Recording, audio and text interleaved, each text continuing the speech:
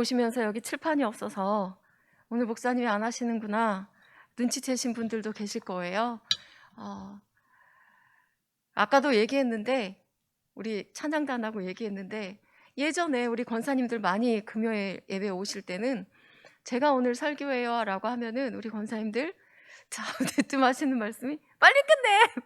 빨리 끝내! 이렇게 말씀을 하셨던 게 기억이 나요. 근데 사실 그게 좀 부담이 되더라고요. 내가 한번 빨리 끝내야 되는 건가? 이런 부담이 되는데 우리 그런 거 다 내려놓고, 사실은 제가 앞에서 찬양 인도를 할 때 조금 마음이 조금 찬양에 가사에 집중해서 정말 하나님께 올려드리는 그게 아닐 때 제가 가끔씩 깜짝 놀라서 다시금 마음을 다잡습니다. 지금은 하나님을 예배하는 시간, 온 마음과 뜻과 힘을 다해서 정말 불꽃 같은 그 사랑을 하나님께 드리는 예배의 시간인데 라고 하면서 다시 마음을 다잡곤 해요. 오늘 나오신 우리 성도님들께서도 그런 마음으로 마지막까지 예배에 함께 했으면 좋겠습니다. 나그네라는 제목이에요. 나그네 하면 우리 대부분의 생각은 나하고는 별로 상관없는 말로 생각을 해요. 나는 집도 있고 가족도 버젓이 있고 내 생활 터전이 여기 있기 때문에 그렇습니다. 나그네는 집을 떠나서 어딘가로 가고 있는 여행자 정도로만 생각을 할 수 있어요. 그런데 오늘 본문에서 베드로는 자신이 편지를 보내고 있는 사람들에게 나그네라고 하고 있는데 그 사람들이 다 그리스도인들이에요. 그들도 우리처럼 집이 있고 가족이 있어요. 섬기는 교회가 있는 사람들입니다. 본문 1절을 보면 본도, 갈라디아, 갑바도기아, 비두니아, 아시아에 흩어져 있는 나그네라고 하면서 베드로가 이제 편지 받는 사람들을 이야기하고 있죠. 여기 지금 소개되고 있는 지역들은 다 소아시아 지역이고요. 이 사람들이 흩어진 유대인들을 말해요. 흩어진 디아스포라라는 말 많이 들어봤죠. 유대에 살고 있다가 박해로 인해서 아시아 지역으로, 유럽 지역으로 흩어져 살고 있는 사람들을 디아스포라, 흩어진 유대인들 이렇게 말합니다. 여기 소아시아 지역에 살고 있는 사람들은 당시에 이제 로마 박해로 인해서 특별히 네로의 박해에 직면해 있었어요. 베드로는 그들의 그 고난당함을 위로할 뿐만 아니라 그리스도인들로서 그들이 어떻게 이 땅에 살아야 하는가라는 것을 권면하고 있어요. 그렇다고 해서 지금 우리는 박해당하고 있지 않기 때문에 그들에게만 해당되는 내용이다, 이렇게 말할 수 없습니다. 지금 우리에게 코로나 말고는 어떤 대외적인 핍박은 없어요. 예수 믿는 것 때문에. 하나님 나라에 소망을 두고 살고 있는 사람이라면 이 베드로가 지금 하고 있는 나그네라고 하는 이 사람들에게 주고 있는 말들을 우리도 얼마든지 받아서 적용을 해야 합니다. 우리는 언제나 영적인 싸움을 싸우고 있기 때문에 그렇습니다.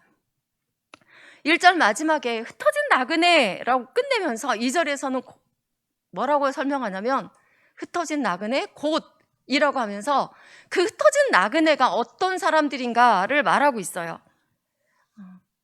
베드로가 말하고 있는 이 나그네는 최고의 복을 가진 사람들입니다. 왜냐하면 2절에서 그렇게 설명하고 있거든요. 베드로가 말하고 있는 이 나그네는 곧 하나님의 미리 아심을 따라서, 할렐루야죠. 나그네를 위해 먼저는 하나님 아버지께서 일하시고 계신다고요. 그리고 그 뒤에는 뭐라고 되어 있냐면 성령이 거룩하게 하심으로 라고, 나그네 된 그들을 성령님께서 지금 일하시면서 거룩하게 하고 있다는 것을 말씀하세요. 그러면서 예수 그리스도의 핏부림을 얻기 위하여 라고 말씀하고 있죠. 십자가의 놀라운 은혜로 핏부림을 얻기 위하여서 택하심 받은 자들이라고 말해요. 그들이 지금은 박해로 인해서 흩어져 사는 나그네이지만 베드로가 말해요. 너희들을 위해서 성부 하나님과 성령님과 성자 예수님이 친히 일하고 계시다. 이것을 지금 2절에서 이렇게 말씀하고 있습니다. 이보다 더 복된 일이 어디 있을까요? 디아스포라 그리스도인들이 지금 세상의 눈으로 볼 때는 박해받아져 흩어져 있고요, 나그네 같은 사람들처럼 보이지만 절대로 목적도 없이 떠도는 허무한 인생의 나그네가 아닙니다. 우리도 마찬가지고요. 오늘 우리가 생각하는 나그네의 이미지로 말씀을 나눠보려고 해요. 나그네 하면 제일 먼저 떠오르는 게 뭐예요? 뭘까요? 감정적인 걸로 보자면 외로워요. 나그네는 외로워요. 집이나 가족이 있어도 멀리 있거나 아니면 집이나 가족 없이 홀로 떠도는 그런 사람일 수도 있습니다. 어쨌든 지금 현재는 여기가 내 집이에요 라고 말할 수 있는 그런 사람들이 아니에요. 그러다 보니까 의지할 곳이나 의지할 대상도 없는 사람들입니다. 그저 그가 지나가는 곳들은 잠시 머물다가 떠나가는 곳입니다. 베드로는 오늘 본문에서도 그렇고요, 17절에서도 너희가 나그네로 있을 때 두려움으로 지내라 라고 이렇게 하면서 다시 한번 그리스도인들을 나그네라고 표현해요. 사실 우리는요, 집이 있고 아들, 딸이 있고 재물이 있어도 영적으로는 나그네인 것을 인정해야 하는 사람들이 바로 그리스도인들입니다. 왜냐하면 여기가 우리가 영원히 살 곳 아니기 때문이에요. 그냥 거쳐가죠.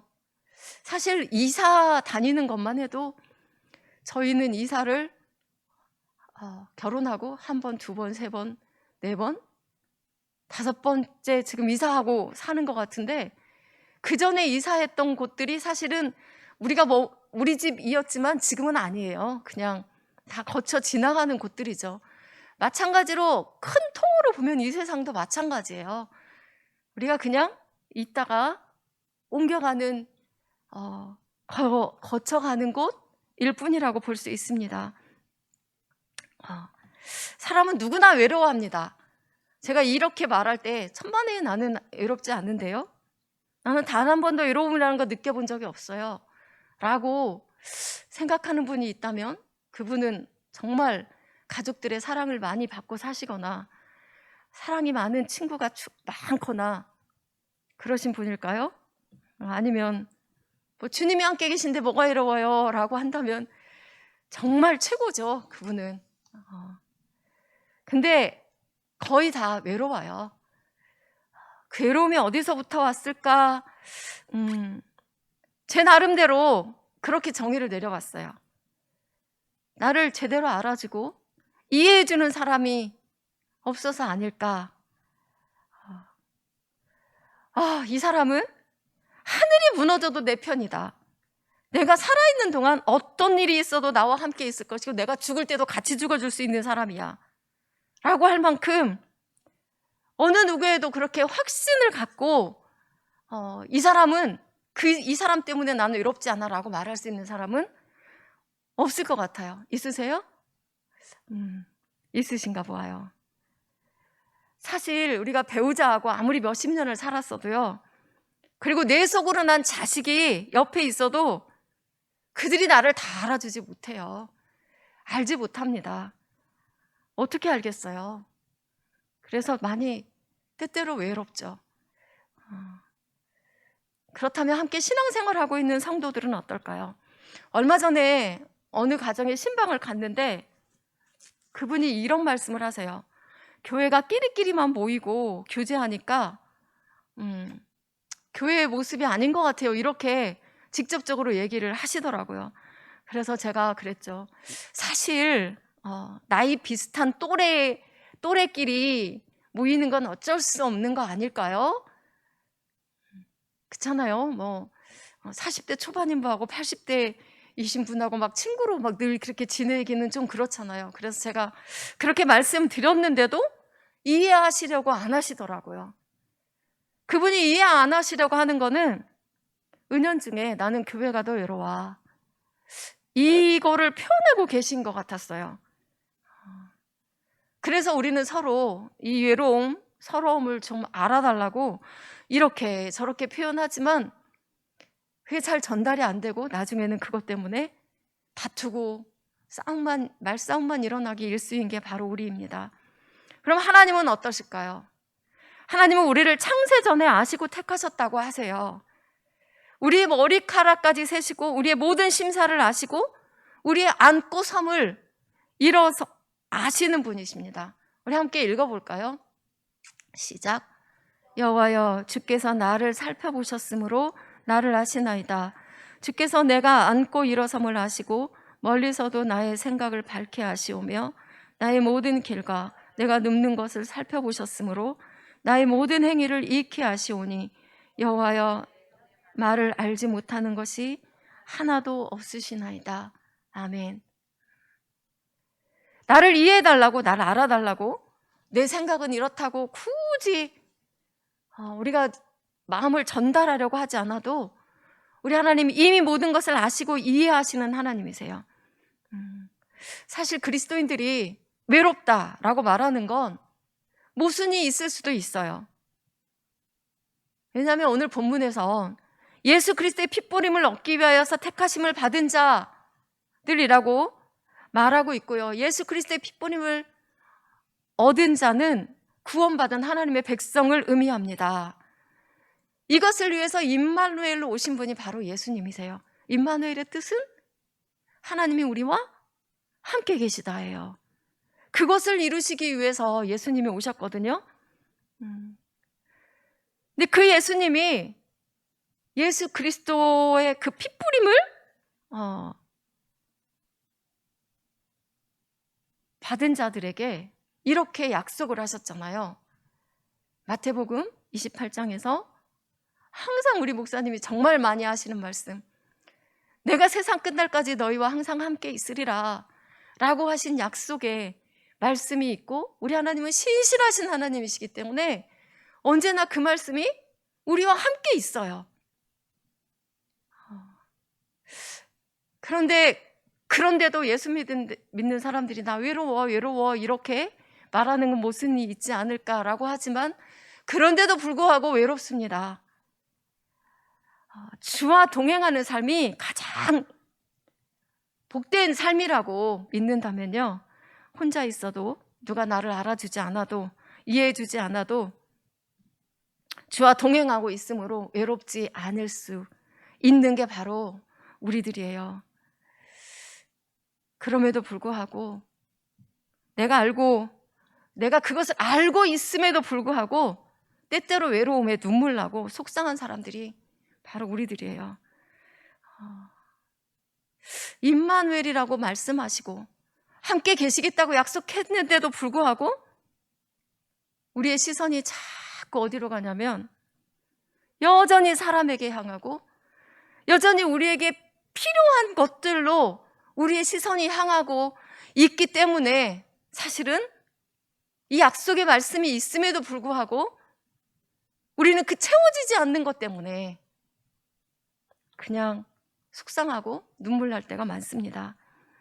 나 좀 알아달라고 기대하고 또 기대하죠. 주변에 가족들이 화목하거나 친한 친구들이 많이 있거나, 저는 학교 다닐 때 친했던 친구들 한 사람도 없습니다, 지금. 그래도 불행하지 않아요, 전혀.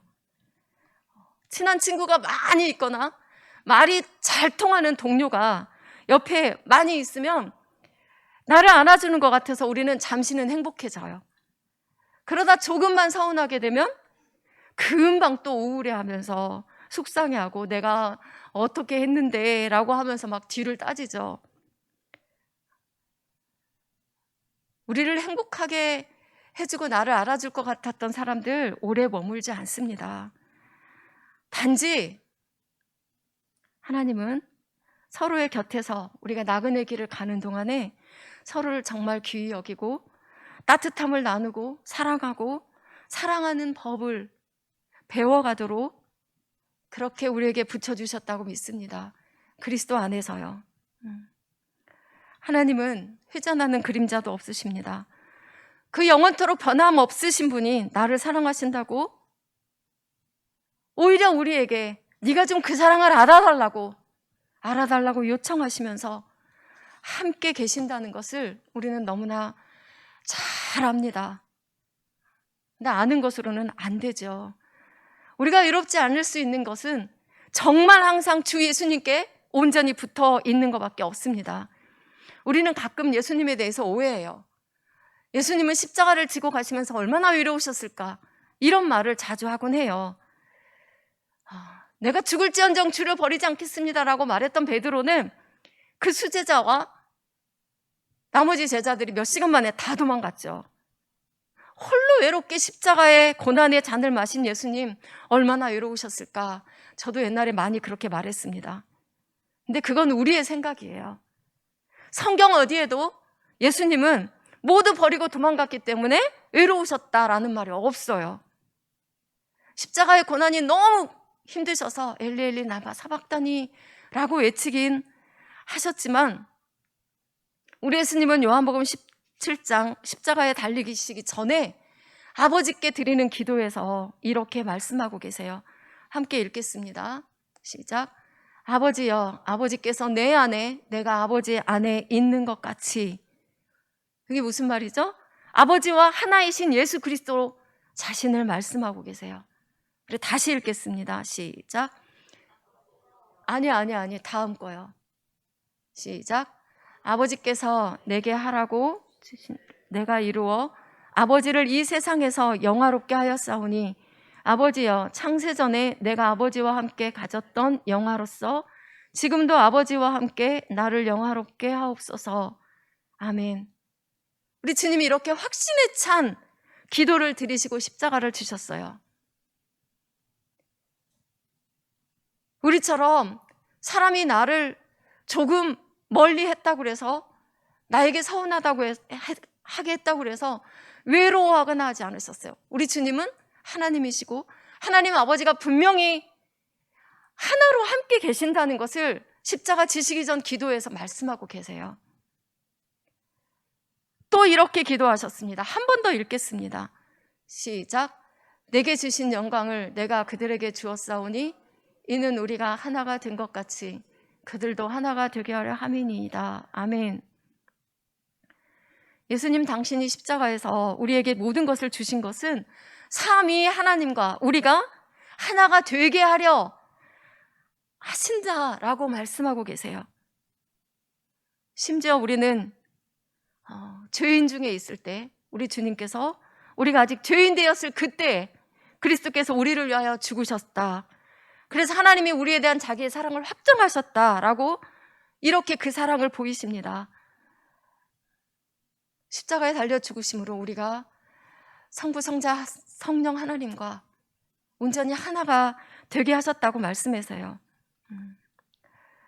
처음부터 하나님은 우리를 다 아시는 분이라고 말씀하십니다. 이 세상이 영원한 내 집이 아니고요. 이 세상은 하나님이 내게 주신 사명을 들고 지나가는 순례자 나그네의 길이라고 우리가 믿는다면 사람에게서가 아니라 이미 예수님을 인하여서 하나가 되어주신 하나님 아버지로 인하여서 우리는 외롭지 않을 수 있지 않겠습니까? 하나님 정말 바라보고 간다면요, 우리는 사람으로 인해서 전전긍긍 하지 않을 수 있다고 믿습니다. 우리 옆에 붙여주신 사람, 그저 그들에게 기대 없이 대가 없이 사랑하라고 우리에게 주신 사람들인 줄 믿습니다. 나그네 인생의 사명이 바로 그 사람들을 사랑하는 것이라고 주신 것이라면 최선을 다해서 사랑하고도 그 사람들이 다 떠날지라도 외롭지 않다고 말할 수 있는 사람들이 바로 그리스도인이어야 된다고 믿습니다. 그걸 몰라서 못하는 거 아닌데요. 알지만 안 되는 거요. 우리는 지식으로는 안 됩니다. 아는 걸로는 안 돼요. 정말 실제로 주를 바라보고 주를 사랑하며 따라갈 수 있도록 온전히 우리 자신들을 주님께 맡기는 훈련과 그리고 그 훈련이 다 되어졌을 때 나그네 인생을 끝나면 정말 주님께 네가 잘하였다라고 충성된 종이구나라고 칭찬받을 수 있도록 그렇게 가야 됩니다. 말씀이 아직 좀 남았습니다. 두 번째, 나그네의 길은 어떨까요? 어떠실 것 같아요? 편안할까요? 불편합니다. 결코 편안하게 가는 길이 아니에요. 우리 야곱이 한 말을 함께 읽어보겠습니다.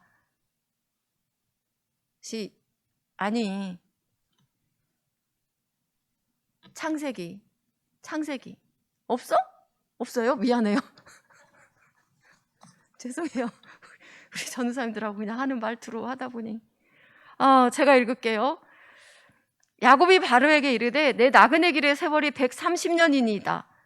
내 나이가 얼마 못 되니 우리 조상의 나그네 길에 연조에 미치지 못하나 험악한 세월을 보내었나이다 라고 말해요. 나그네 인생길이었다고 본인이 말하죠. 야곱이 나그네 길을 걸어간 조상들에 비해서는 짧은 인생을 살았지만 정말 험악했다고 말해요. 우리는 목사님께 하도 많이 들어서 야곱은 하나님이 분명히 주신 약속이 이미 있었는데도 그걸 믿지 못해서 그 사기꾼으로 살다 보니까 그렇게 고생스럽게 살지 않았을까요? 라고 말하지만 단순히 그것뿐일까요? 이 땅에서 고생스럽지 않은 사람이 어디 있을까요?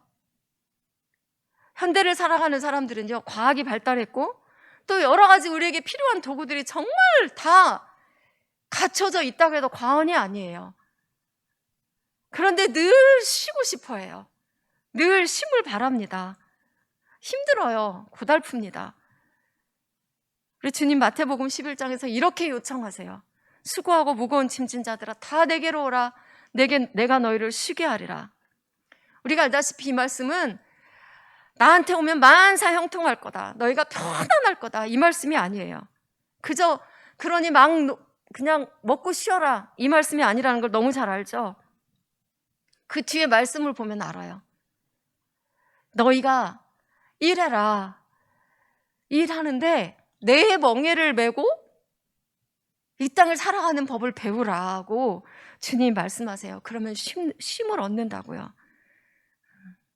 심지어 우리 주님은 누구든지 나를 따르려거든 자기를 부인하고 자기 십자가를 지고 나를 따를 것이니라고 말씀하세요. 아멘입니다. 그런데 그리스도인들은 아는 것과 행동하는 것과 일치하지 않을 때가 너무 많고요. 일치시키려 하지 않을 때도 너무 많아요. 주님 때문에 사실은 불편해하는 경우가 많습니다. 직접적으로 표현은 안 하지만요. 실상 그 말하고 있는 의도를 보면 난 주님 때문에 불편해요. 주님 때문에 자유롭지 못해요. 주님 때문에 내가 할 일에 조금 방해받고 있어요. 라고 하는 일들이 있어요. 안 돼요. 손살이 치는 일도 참 많이 있죠. 왜 그럴까요? 사실 제가 여러분 앞에서 감히 말하는데 아직은 세상 일이 주님보다 크기 때문일 수 있습니다. 아직은 세상이 주는 즐거움이나 가치가 주님보다 더 크다고 느끼기 때문일 수도 있습니다. 로마서 8장 17절을 보면 자녀이면 또한 상속자 곧 하나님의 상속자요 그리스도와 함께한 상속자니 우리가 그와 함께 영광을 받기 위하여 고난도 함께 받아야 할 것이니라 라고 말씀해요. 믿음이 연약한 사람들은 이런 말씀들이 계속되어지면 두려울 수도 있습니다. 그러나 분명한 것은 이 모든 일에 주님이 함께 하신다는 겁니다.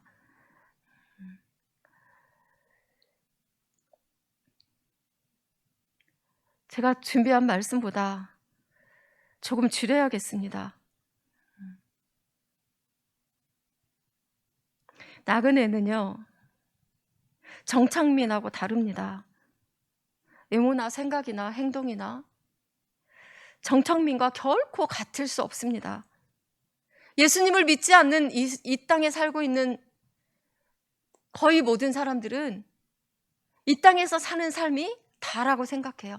그들은 여기가 그들의 정착지이죠.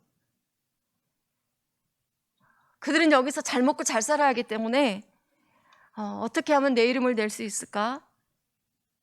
거기에 올인하기도 하고요. 어떻게 하면 정말 편안하게 잘 살 수 있을까? 거기에 올인하기도 합니다. 그런데 그리스도인 나그네들은 목적이 다른 것이 있어요. 세상이 주는 재물, 거기서 잠시 이름을 날리는 것, 거기에 전전긍긍해 하지 않습니다. 거기서 여기서 머물며 살 것이 아니라는 것을 우리가 알기 때문이에요. 우리의 목적지가 있기 때문입니다. 목적지를 향해 가는 동안 불편할 수 있습니다. 고생스러울 수 있습니다. 때로는 믿지 않는 사람들이 자기들 마음대로 사는 것, 그것에 반해서 우리는 우리 안에서 성령님이 계속해서 이렇게 가야 해, 이렇게 해야 해 라고 알려주시는 것 때문에 때때로 부자유스러운 것처럼 느껴질 수도 있어요. 그럴지라도 우리를 순종하게 하시는 성령님이 우리 안에서 우리를 이끌어 가시는 그거에 우리가 순종하면서 가는 사람들이 바로 나그네의 삶을 사는 그리스도인들입니다. 세 번째, 나그네는요, 본향을 향해 가는 사람들입니다. 성령으로 거룩하게 된 사람들은 자신의 신분이 무엇인지를 알아요. 알죠? 로마서 8장 14절에서 15절 보면 무릇 하나님의 영으로 인도함을 받는 사람은 곧 하나님의 아들이라. 너희는 다시 무서워하는 종의 영을 받지 아니하고 양자의 영을 받았으므로 우리가 그 뒤에 뭐라고 하죠? 우리가 하나님을 아빠 아버지라고 부르짖는다라고 말씀하세요.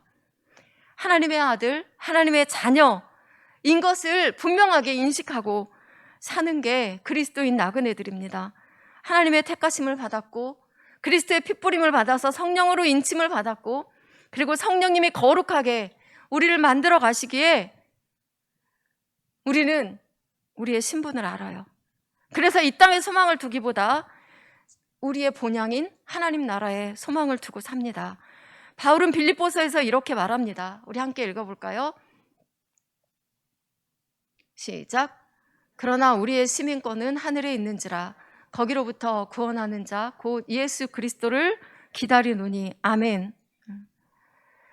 우리 그리스도인들이 소속된 곳, 그곳이 바로 하나님 나라임을 말씀하고 있습니다. 내 본향이 어디인가를 아는 사람들은 기쁨으로 갑니다. 오랫동안 외국에 사는 사람들 중에 많이 걸리는 병이 뭐냐면 향수병이라고 해요. 향수병에 고향으로 가고 싶은데 갈 수 없어서 병에 걸려서 이제 진짜 병이 되어버린 사람들이 고향으로 갈 수 있게 되었어. 얼마나 그 마음이 어떨까요? 비행기를 타고 10시간을 가도 그게 길지 않을 것 같아요. 고향을 사모하는 마음이 있으면 그렇죠. 우리가 하나님께 속한 자들이고 우리의 진짜 소속된 그 권리가 하나님 나라에 있다고 한다는 것을 우리가 믿는다면 그런 사람들은 내 본향이 어디인지 알기 때문에 기쁨으로, 힘들어도 고통스러워도 불편해도 기쁨으로 우리에게 주신 이 삶을 살아갑니다. 잠깐 동안 좌우로 한눈 팔 수도 있어요. 하지만 다시 일어서 가요. 본향이 어디인지 알기 때문에. 그래서 성령의 이끌림에 순종하면서 갑니다. 그런데 가끔씩 성령을 거스릴 때가 있어요. 성령의 다스림 받으면 자유가 없어질까 봐서 그럴까요? 제가 이번 주에 어떤 분의 집에 신방을 갔어요. 네, 그분하고 같이 이제 그 말씀에 대해서 얘기를 하는데 그분이 딱 오늘 지금 이 말씀하고 비슷한 말씀으로 답변을 하셨어요. 나는 그렇게 못 살아요. 그러니까 그분이 이제 오래 신앙생활 하신 분이 아니세요. 네. 나는 그렇게 못 살아요. 어떻게 그렇게 하고 살아요. 막 이렇게 말씀을 하시더라고요. 충분히 이해가 됩니다. 근데 솔직히 여기 지금 금요일 밤에 오신 우리 성도님들은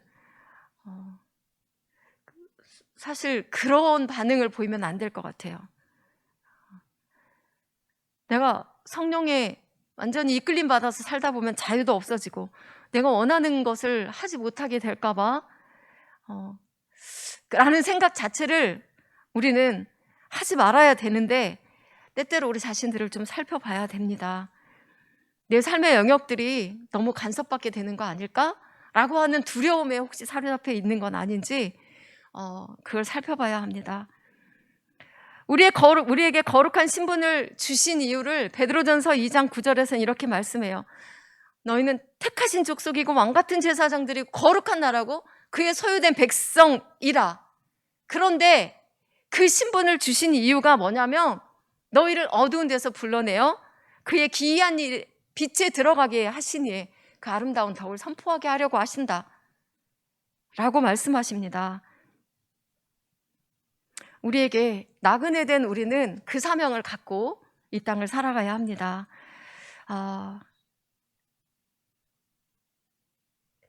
이 땅에 양다리를 걸치고 살면서 그거는 매우 어렵다고 불평하는 일이 우리에게 있어서는 안 될 거라고 믿습니다. 말로만 선포하고 그 삶으로 선포하지 않으면요, 우리는 비웃음거리가 될 수도 있습니다. 예수 그리스도 그분을 선포하고 살려면 예수님처럼 살아야 합니다.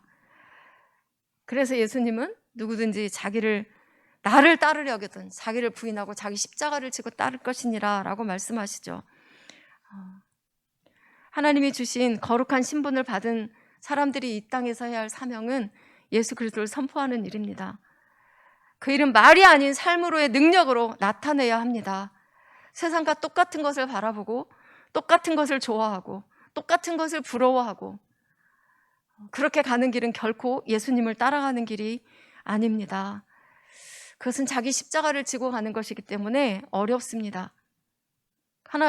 그렇지만 하나님이 나의 모든 것을 아시고 성령님이 나를 거룩하게 하실 것이고 예수 그리스도께서 이미 우리에게 핏부림을 주셨기 때문에 우리는 세상과 구별된 사람임을 인정하고 주님을 따라가야 합니다. 말씀을 맺습니다.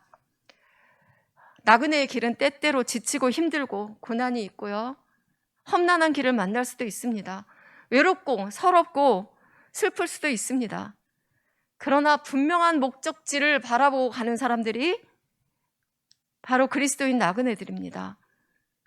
그 목적지가 세상에서 줄 수 없는, 세상 그 무엇과도 바꿀 수 없는 것이라는 것을 분명히 알고 갑니다. 하지만 사실 연약함 때문에 넘어질 수 있어요. 그렇지만 결코 넘어진 채 그대로 넘어져서 끝을 맺는 사람들이 아닙니다. 주님 주시는 힘으로 다시 일어설 수 있는 사람들이고요, 본향을 바라보고 가는 그리스도인들, 그들이 바로 그리스도인 나그네예요. 본향을 보면서 부지런히 달려갈 것입니다. 달려가고 계신가요? 이제 진짜 말씀을 맺는데 이렇게 맺으려고 합니다. 왕에게 왕자가 있어요. 장차 왕으로서 훌륭한 자질을 갖추게 하려고 순례의 길을 떠나보냅니다. 혼자 그 순례의 길을 가는 것이 힘들고 어렵고 무섭고 고통스러울 수 있어요. 그런데 얼마의 시간이 지나면 다시 왕궁으로 도착하게 될 거라고 이 왕이 얘기해줘요. 그러니 넘어져도 다시 일어나서 그 순례의 길을 마치고 돌아오라고. 길을 떠난 왕자는 많은 고난을 만나고 왕자의 신분을 모르는 사람들에게 비웃음과 매맞음도 당하고 때로는 그곳에서 함께 살자고 유혹도 합니다. 하지만 왕자는 자신의 신분을 분명히 알고 있기 때문에 어떤 상황에도 굴하지 않아요. 그가 가야 할 길, 자신의 본향인 왕궁을 향해서 걸어갑니다. 그의 아버지가 그 나라의 왕이니까요. 우리는 온 세상을 통치하시는 영원한 왕, 하나님 아버지의 자녀임을 늘 기억하시기를 축원합니다. 아멘.